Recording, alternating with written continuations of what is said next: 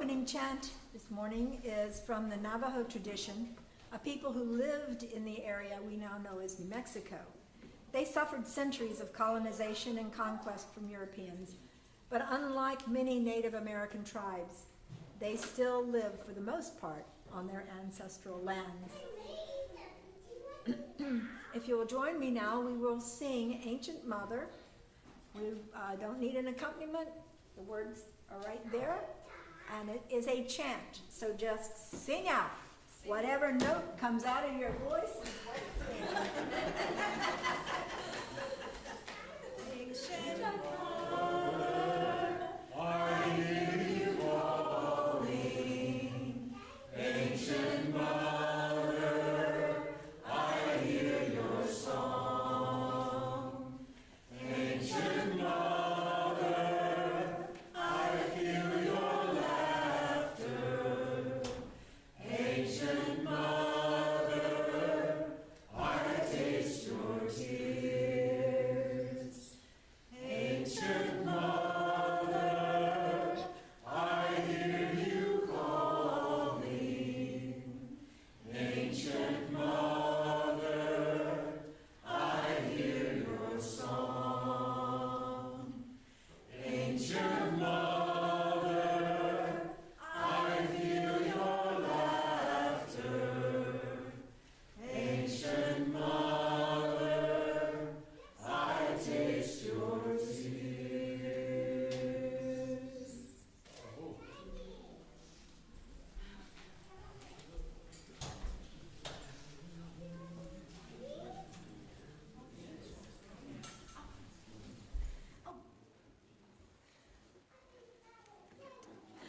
Good morning. My name is Petra, and I serve this congregation today in my favorite role as worship associate. I am Heather Norby, the spiritual life director for this congregation. I use the pronouns she and her.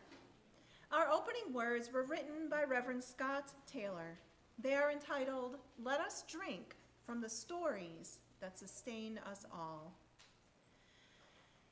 We gather as a house of stories, as a shelter shot through with memories that speak, that long for us to listen, without which we easily lose our way. As we learn of those who have gone before, the way in front of us becomes more clear. As we remember what they survived and what they sacrificed for the faceless us who would come after, we find courage far beyond what we could muster on our own.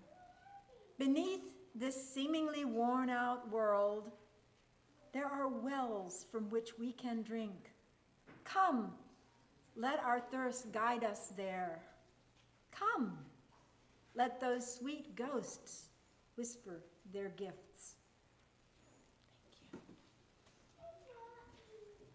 I invite Vaisal up to please read our announcements or call us into community.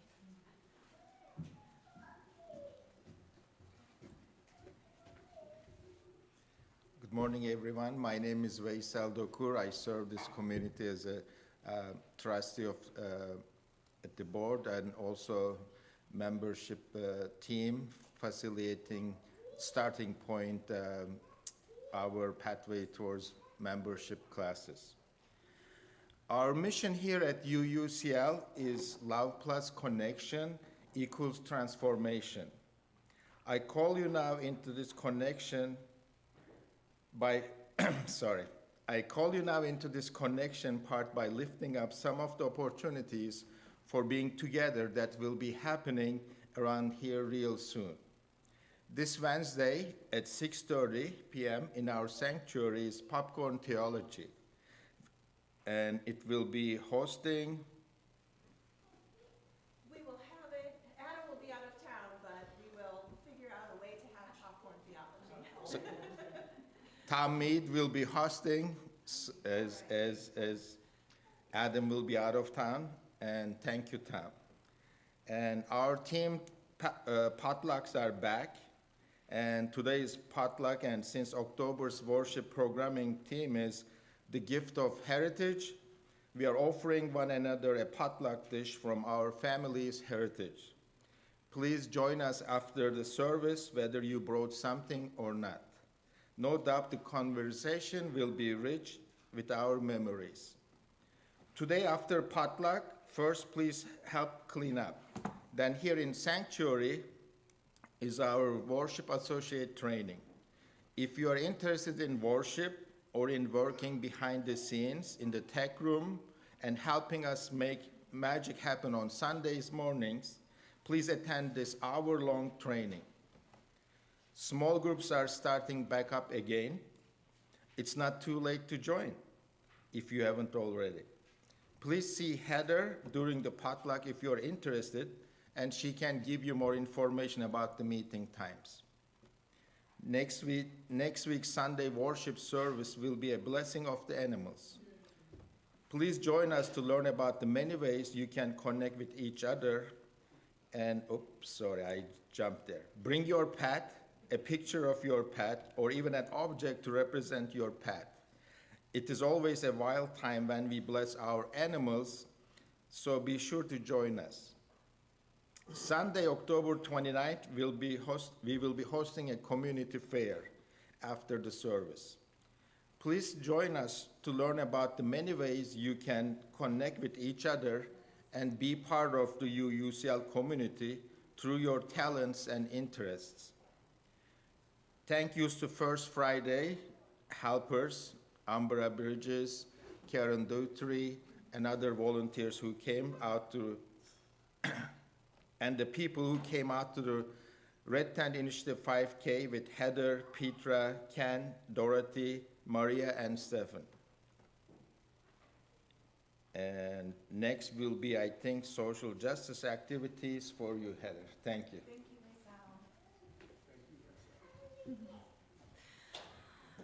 Love plus connection equals transformation. This also helps to guide our social justice activities so we know to reach out beyond our walls and connect with others. Today at 2 p.m. at Artifact Studios is Mama and Friends Halloween fundraiser for campouts. So that's at 2 p.m. at Artifact in Massachusetts. I'm sure you can still get tickets, so you are welcome to join them. Here in our sanctuary on October 17th, that's a Tuesday, at 6 p.m., we will be hosting with the League of Women Voters a movie entitled Plan C, and all of the money from that movie goes to, I think it's called Floridians Defending Freedom, which is trying to get the abortion rights on the ballot so that we can vote for keeping our rights and bodily autonomy. So please be sure to go online and get a ticket for that movie. I think they're $20 a piece, and come on out on that Tuesday. Equality Florida is also organizing and trying to get people to go to the school board meetings.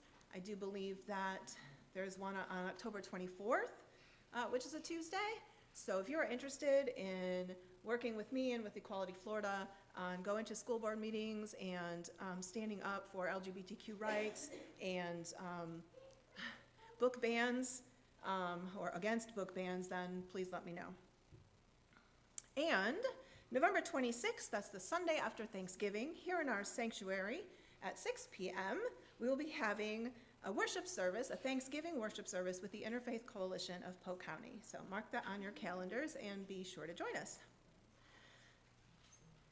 I'm not having office hours this week as I am going to Chicago to spend a weekend in the archives doing research for my thesis. So no office hours this week. Well, all of this and much more is in our e-newsletter that is published every Monday and posted on our hallway bulletin board. If you are new, you are welcome to sign up on the sheet in the hallway or put your email in the chat feature to request to receive it so that you can get connected to this caring community. Petra.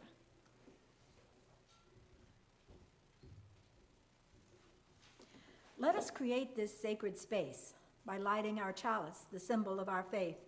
I offer you these chalice lighting words from Elizabeth Strong. UU Heritage Chalice Lighting. Our Unitarian heritage bids us light our chalice in the name of freedom, in the light of reason, in actions of tolerance. We gather in community to celebrate a heritage of freedom, reason, and tolerance. Our Universalist heritage bids us light our chalice in the name of faith, in the light of hope, in actions of love. We gather in community to celebrate a heritage of faith, hope, and love. Let us bring this Unitarian Universalist heritage into our world and our lives today. As Sayana and Sage have already come forward to light the chalice, we will sing, stand if you will, and sign Spirit of Life.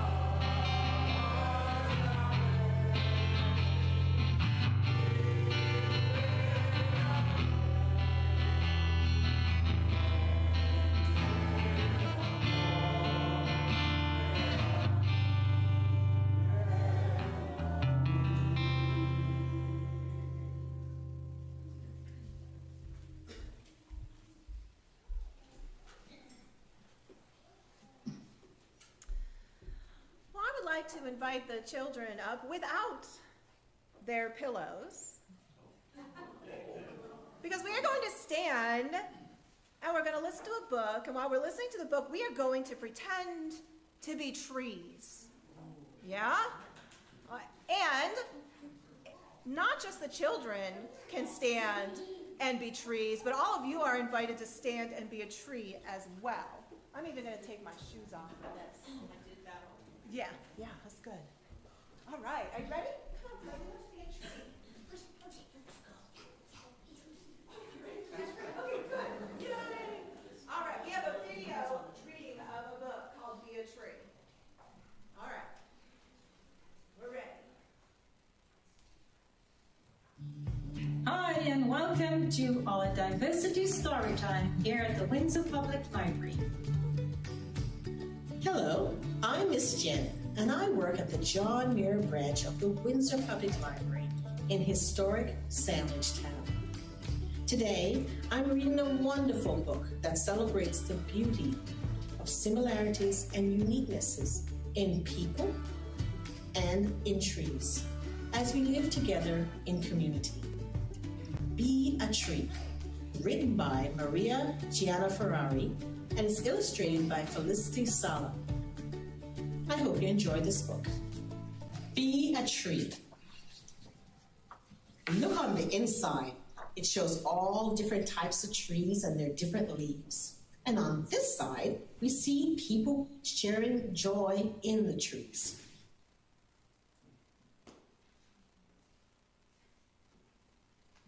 from seed to tree.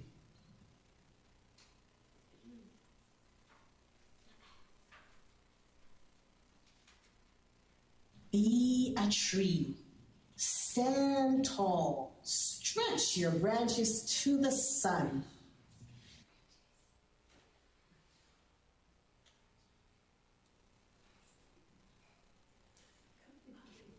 Let your roots curl, coil in the soil to ground you. Your spine is a trunk, giving you shape, holding your crown, channeling your food.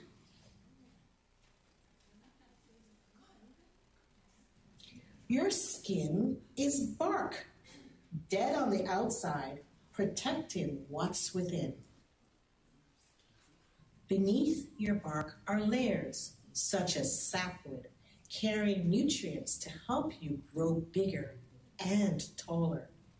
A heartwood strong as bone to support you. In your heart's center is your pith, keeper of nutrients when you were a sapling. High above, your crown may be round, weeping, pyramidal broad. Let it spread, shine overhead, collecting the sun, filtering the dust, shading your roots on hot days. Wave your leaves in the wind, breathe in the air, drink the sun. Let them fuel you and the world.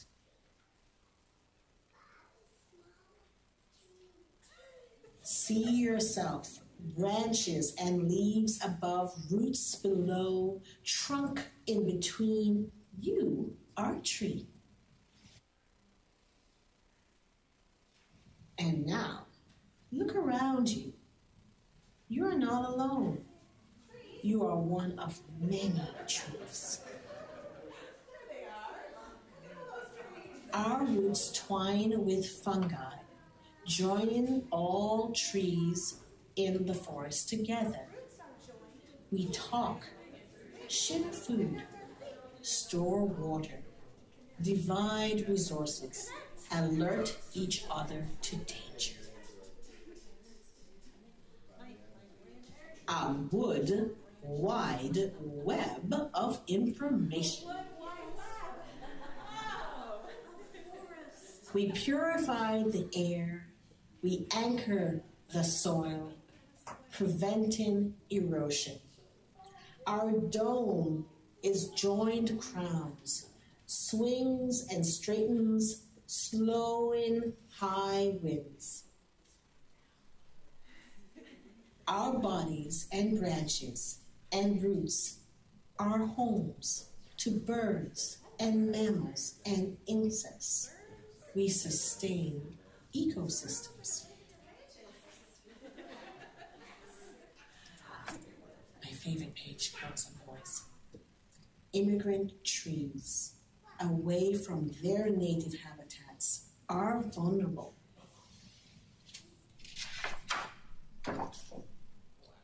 But together, a forest of trees is strong. Mother trees nurse young trees. Old trees shade new trees. Strong trees shelter weak trees.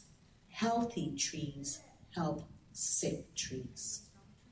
A family, a community, a country, a cosmos. There's enough for all. So, be a tree, for together we are a forest.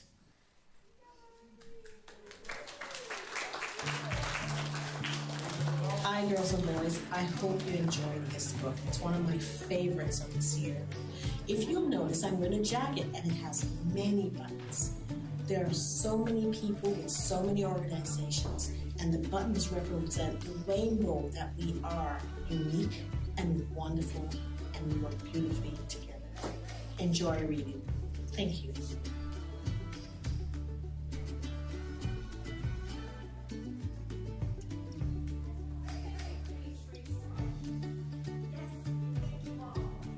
And for those of us who read the newsletter in depth, we know that today is Clergy Appreciation Day. So let us remember to appreciate our Heather.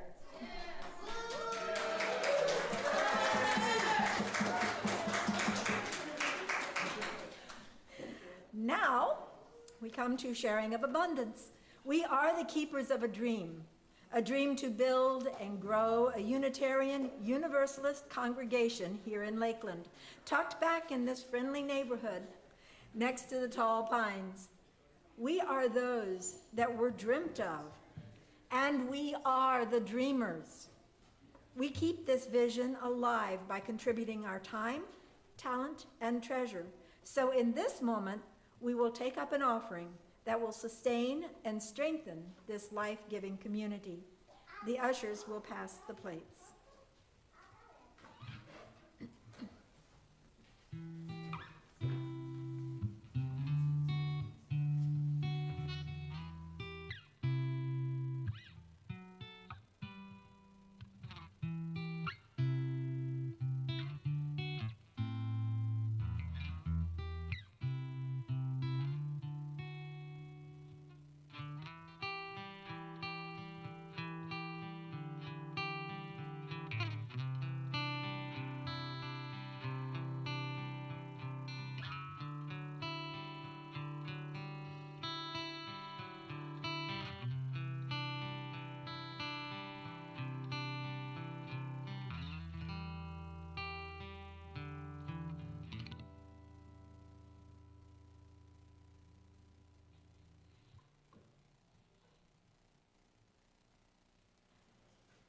I'm now going to read an excerpt entitled A Florida Crusade by F.B.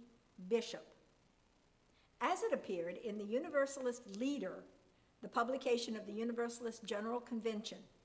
It was printed April 14th, 1923, 100 plus years ago.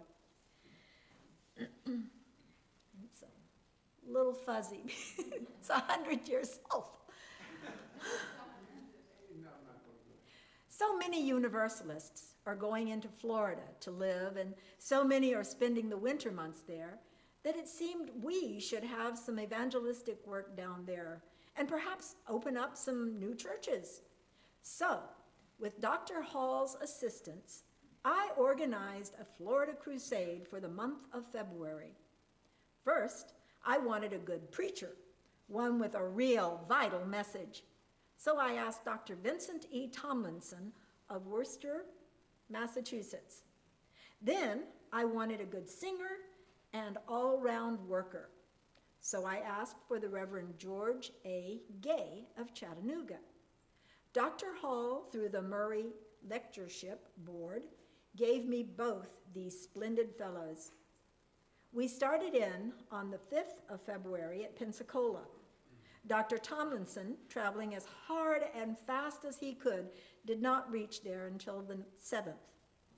A Mardi Gras was in full blast, but this did not seem to divert Dr. Tomlinson from his message or Mr. Gay from his singing. The people came to listen and their spirits were refreshed.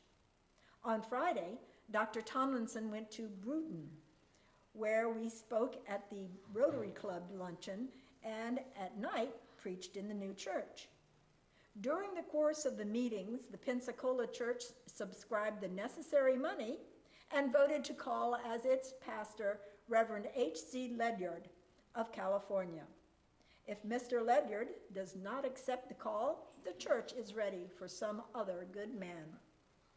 Mr. Gay and I left Dr. Tomlinson to close the meetings at Pensacola while we moved on to open on the 11th at Lakeland.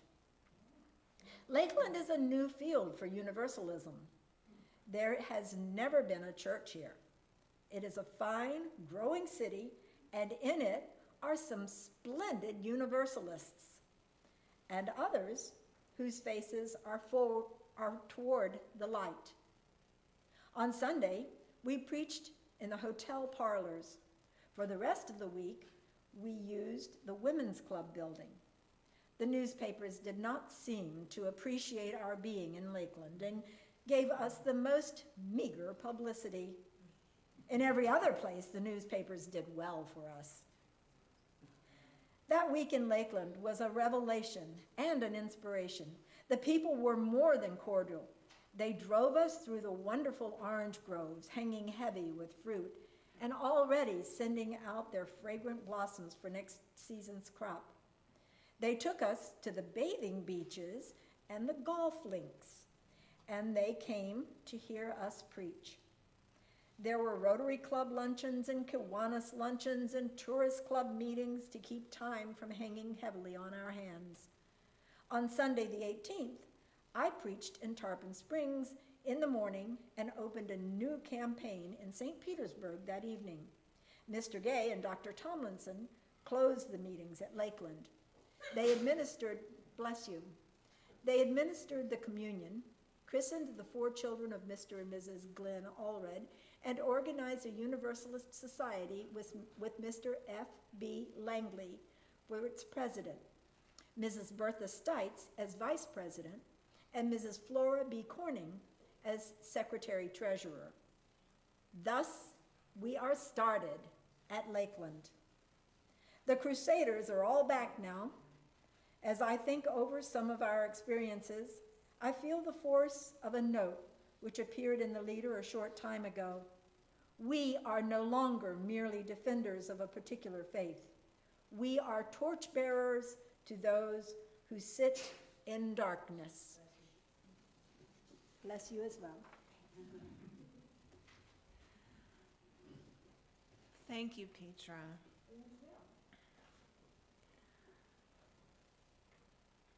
Do you believe that rocks can talk? Well, maybe not talk as in speak some sort of human language, but do you think rocks communicate with us?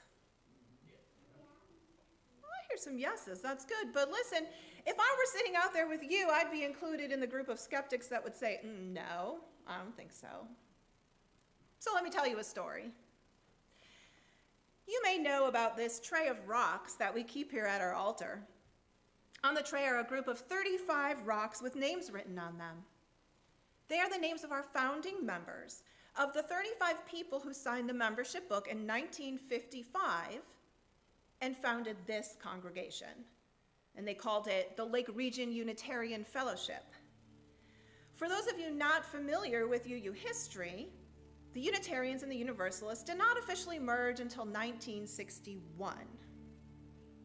Anyway, a year or two ago, I don't know when it was, time's a little wibbly-wobbly lately, right? We were having worship services outside in the patio. As Petra was carrying the tray of founders to our outside altar, a rock fell off the tray. "Bertha jumped off the tray," Petra exclaimed. And we had a laugh. "Get back on that tray, Bertha."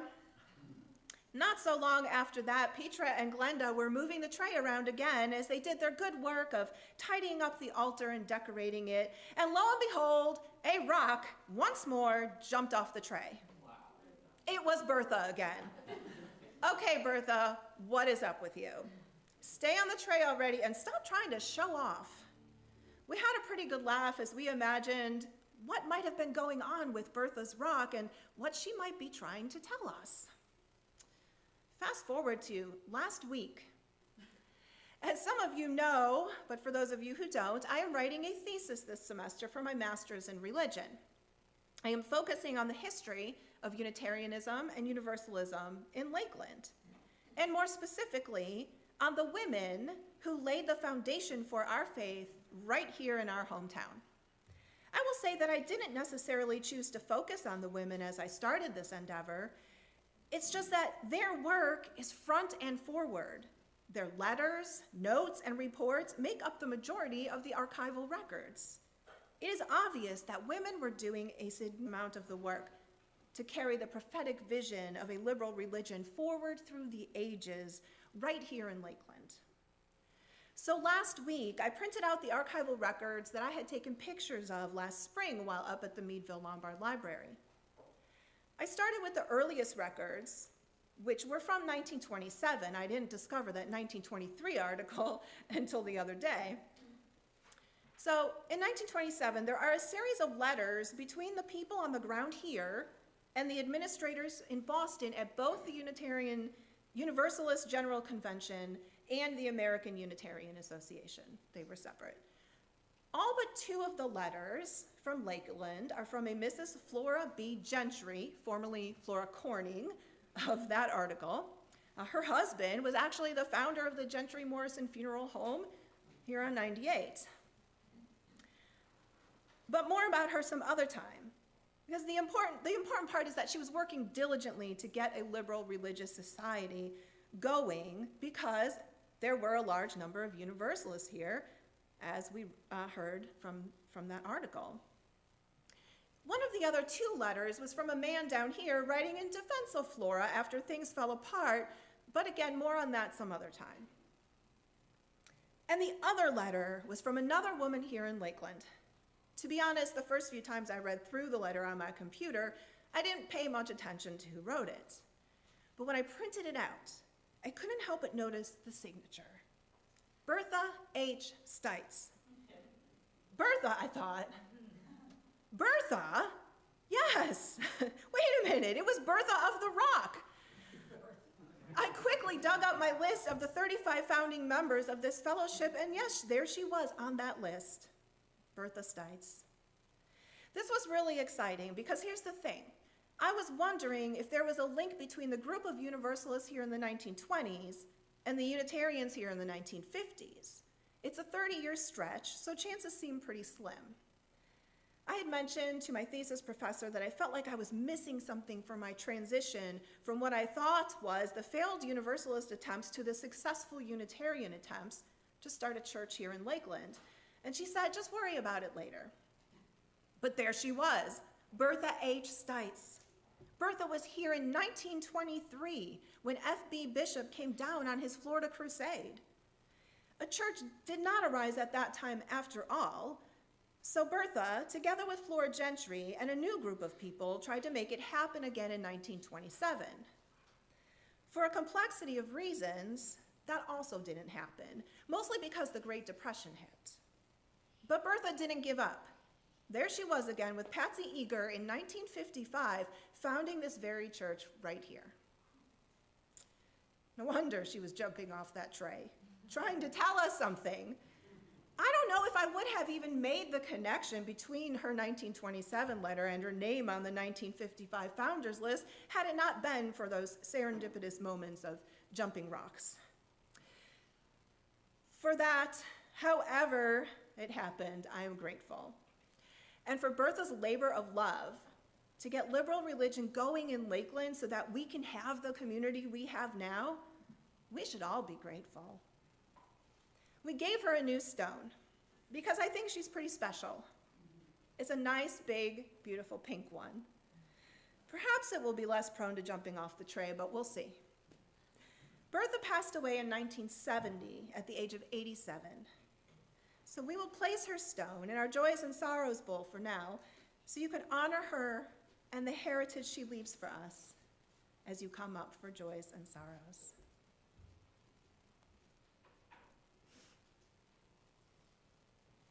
In a minute.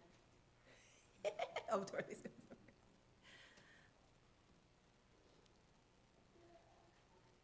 Thank you. Our spiritual home was built by ancestors whose faith shone with such brilliance that their vision to have a Unitarian Universalist church here in Lakeland was unstoppable. Thank you. While we sit and sing and listen to the morning's message together, let us remember that the threads of our own joys and sorrows are woven together with theirs, bringing a deeper beauty into the fabric of life. In our Joys and Sorrows book, you are able to write any significant joy or sorrow occurring in your life that you would like for the congregation to know. It sits on the table at the entrance of the sanctuary before the service, and I read from it before we take the time to participate in our weekly ritual.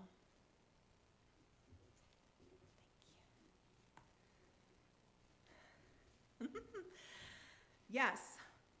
Wow, isn't this cool air a relief? Happy dry season. Yes, indeed. Felt good this morning. It is a joy.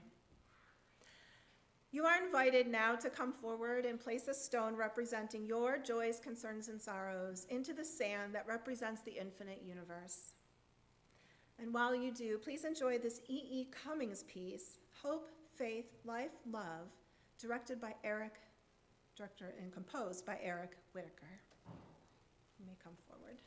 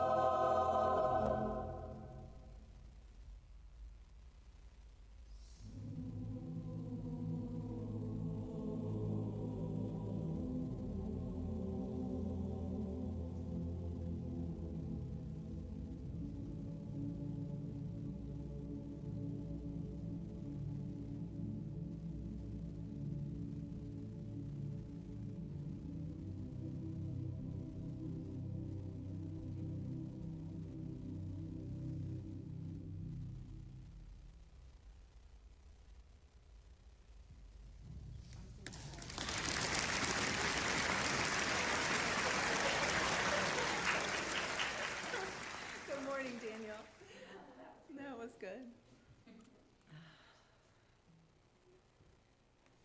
It is perhaps a little known fact, one that is certainly being talked about more often these days, that universalism and spiritualism have an intimate history.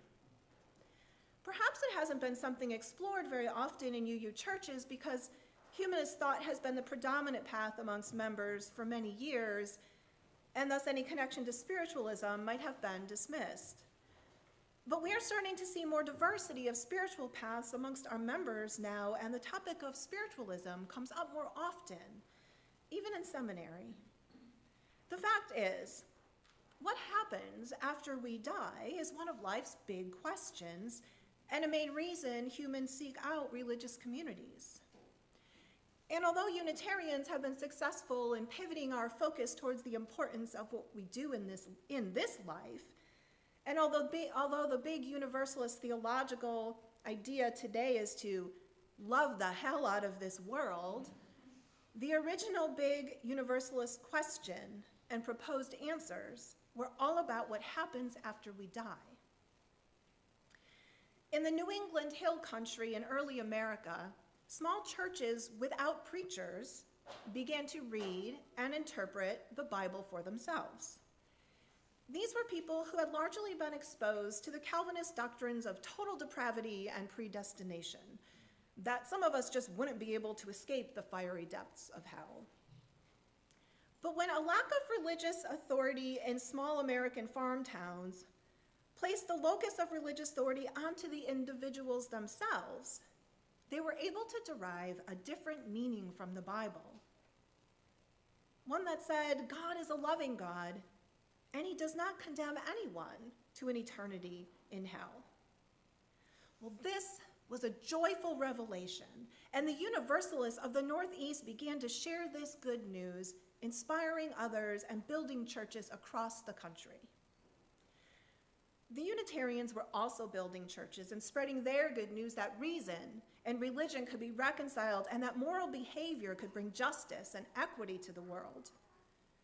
Together, the two denominations sowed a fertile soil for the blossoming of liberal religion in America, with people really beginning to question their traditional fundamentalist beliefs. In the 19th century, scientific discovery and technology was taking off in new directions. Important for us to focus on today is that humans started communicating over long distances by tapping. 1838 brought the telegraph, and 20 years later, in 1858, the line for the transatlantic telegraph was laid so that we could communicate across continents. And somewhere in between these two decades, in about 1948, it was reported that the spirits of the dead could communicate by tapping as well. Now imagine living in a time when new discoveries were being made and the locus of religious authority was shifting from external sources, like the church and its hierarchy, to internal sources, to the self, and to one's own experiences and what the individual discerned as the truth. As John Boisher writes in his book entitled The Other Side of Salvation, Spiritualism and the 19th Century Religious Experience, a copy of which is on the altar, there, the 19th century Euro-Americans, religious beliefs were already being challenged by the new revelations of science and by humbling discoveries about foreign cultures and the historical and scriptural record. What they held as firm truths seemed to be dissolving. Who could be certain of what might be possible? Perhaps humankind was about to enter a new era of history. If spirits really had been contacted and had answered in the form of telegraphic taps, the consequences were unimaginable. People across the country from different denominations and no denominations at all were becoming spiritualists. Some Unitarians were becoming spiritualists. But no denomination had more converts than the Universalists. Why? Because the spirits on the other side of the veil were clearly not in hell, thus supporting a Universalist theology about the afterlife.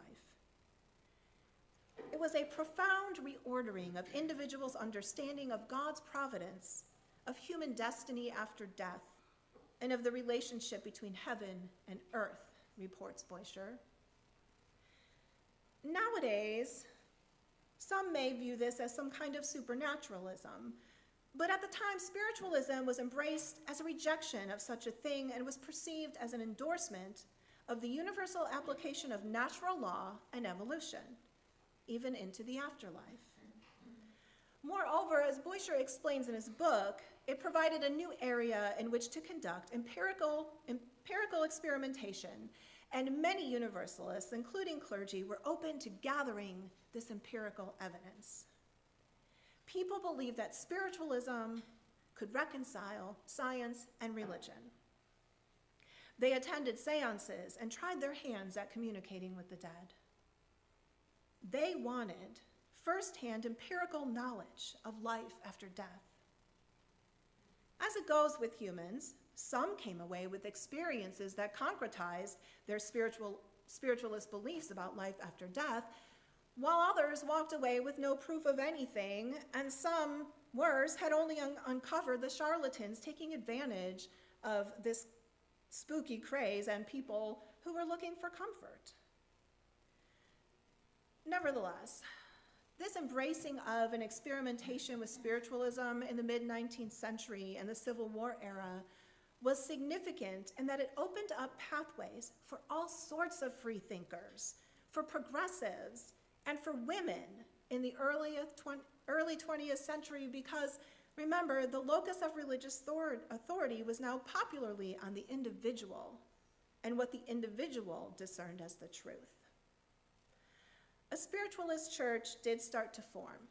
Some Universalists stuck with it, and some did not, but for the most part, spiritualism had left the Universalist building. Many people left both groups and discovered related things like theosophical societies, mind cure, Christian Science, and New Thought groups. Some folks felt empowered to pursue psychoanalysis. Humanism also arose from this fertile ground of free progressive thinking.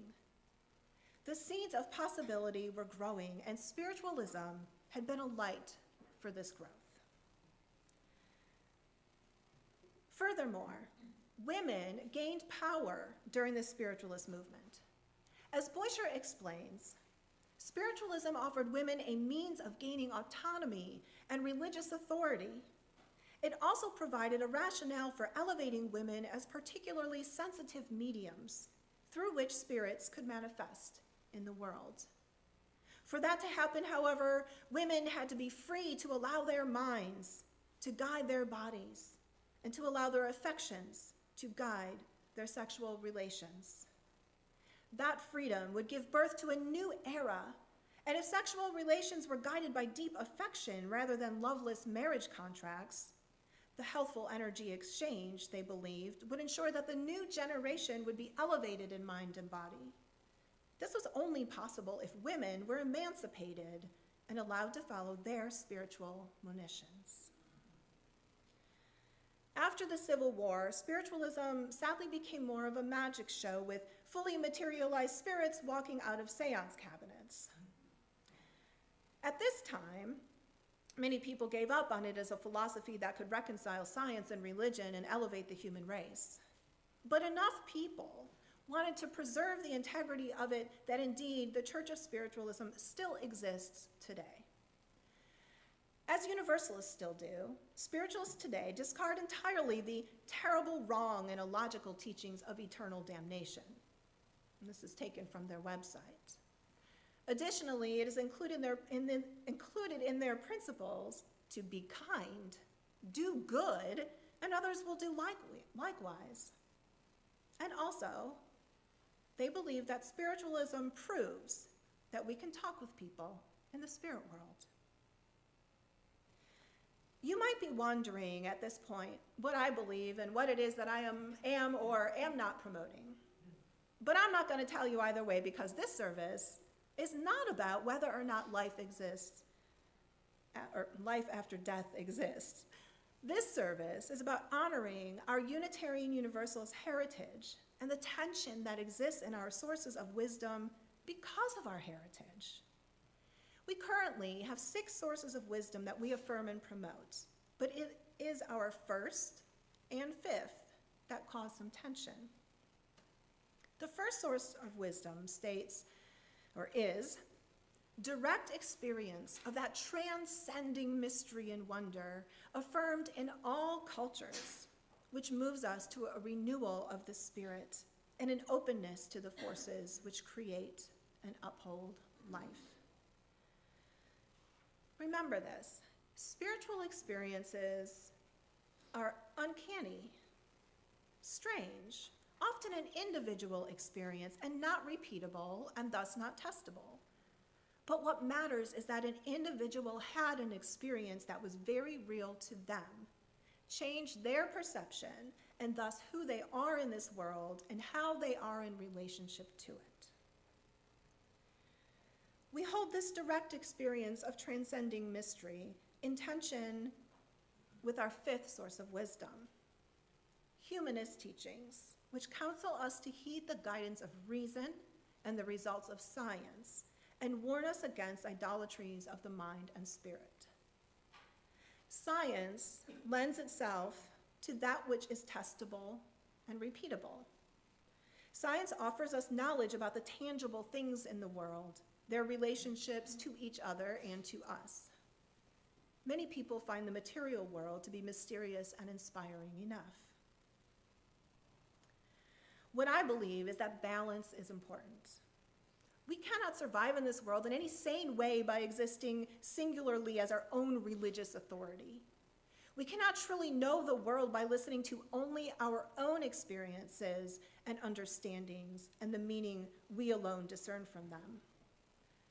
As our seventh principle reminds us, we are part of an interdependent web of all existence, and so we must find balance and endeavor to seek religious and spiritual authority internally and externally. We must take into consideration the findings of science, the truths of history, the wisdom of sacred texts and prophets, and the experiences of other people. Without examining our own thoughts and holding them up against the knowledge of the rest of the world, we might become lost, our minds lazy, and we become susceptible to snake oil salesmen and conspiracy theorists.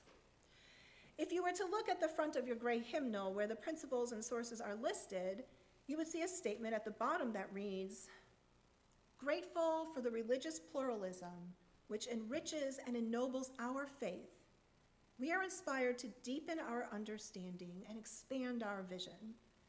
As free congregations, we enter into this covenant, promising to one another our mutual trust and support."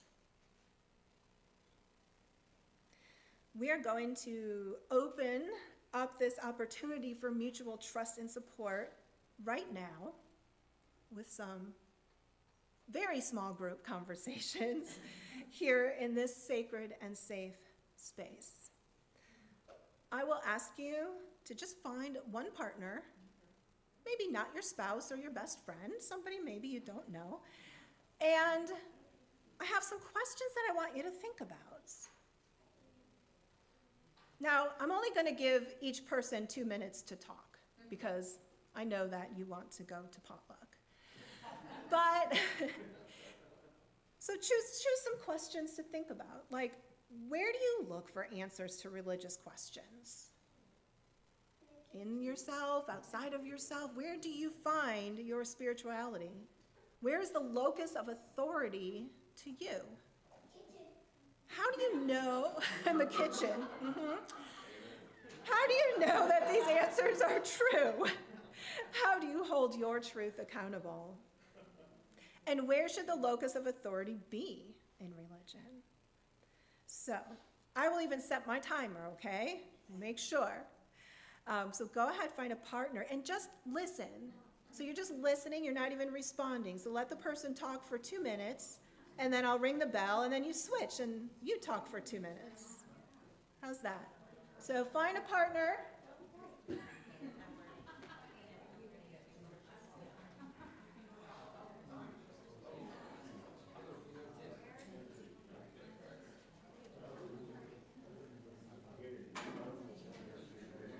Find a partner at beginning 2 minutes now.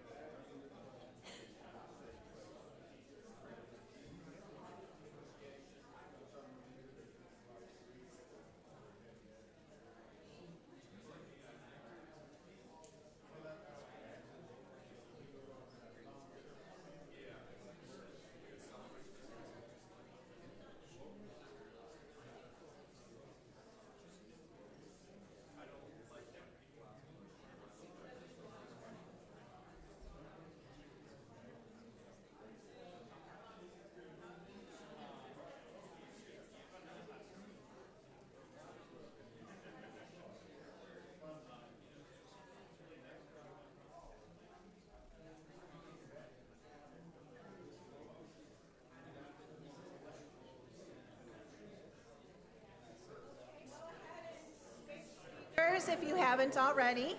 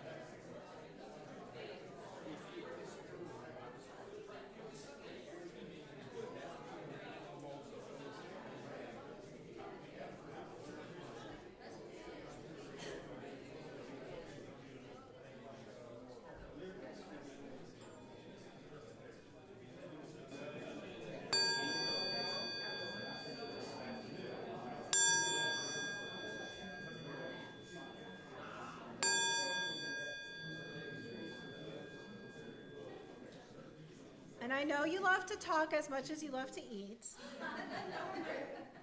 And you can talk and eat at the same time. You can continue your conversations in the social hall. Oh, we have a reading, Petra. Thank you. We have a reading this morning, which is entitled Breaths by Barafo Diop. Barafo, oh, excuse me. Well, up here it's Birafo, and down there it's Birago. One or the other, I suppose.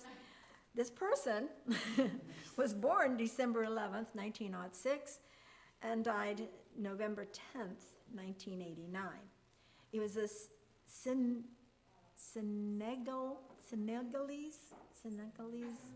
poet and storyteller. He was a poet and from Senegal, yes, a Senegalese poet and storyteller whose work restored the general interest in African folk tales and promoted him into one of the most outstanding African Francophone writers. A renowned veterinarian, diplomat, and leading voice of the Negritude literary movement, Diop exemplified the African Renaissance man. Listen more often to things rather than beings. Hear the fire's voice. Hear the voice of water in the wind. Hear the sobbing of the trees. It is our forefathers breathing. The dead are not gone forever. They're in the paling shadows and in the darkening shadows. The dead are not beneath the ground. They are in the rustling tree, in the murmuring wood, in the flowing water, in the still water, in the lonely place in the crowd. The dead are not dead. Listen more often to things rather than beings. Hear the fire's voice, hear the voice of water. In the wind, hear the sobbing of the trees. It is the breathing of our forefathers who are not gone, not beneath the ground. not dead. The dead are not gone forever.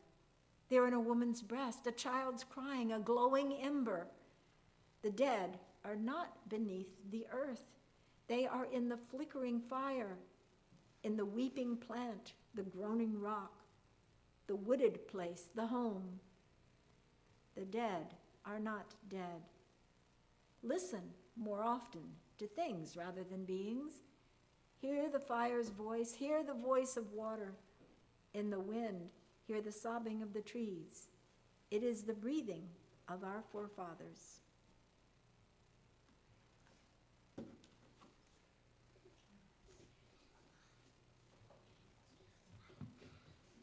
Would you play for us a little syndrome music?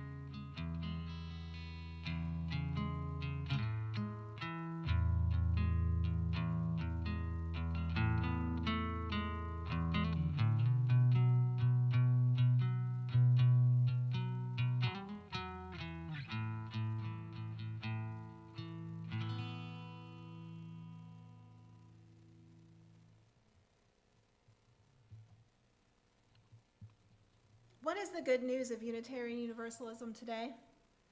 The good news is that this faith is a liberating faith. Do you feel liberated by being able to talk about religious authority and where you find it freely with others? Hallelujah!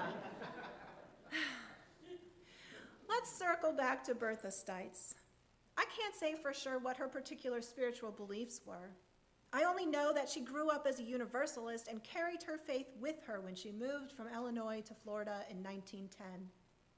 But no matter what she believed, she was a woman who benefited from the spiritualist movement within Universalism because it helped to boost the religious authority of women. And it was because of that that she was able to lead people towards the establishment of a liberal faith here in Lakeland.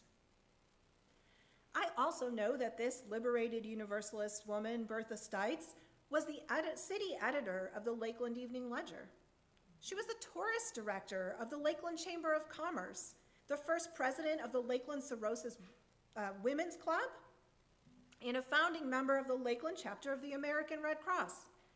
She was active in the Florida Conference on Social Work and served as president of that organization in 1938.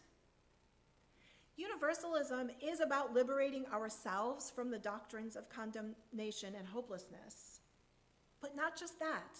It is about liberating others through the good works that we can do once we realize the absolute joy of the good news of Unitarian Universalism.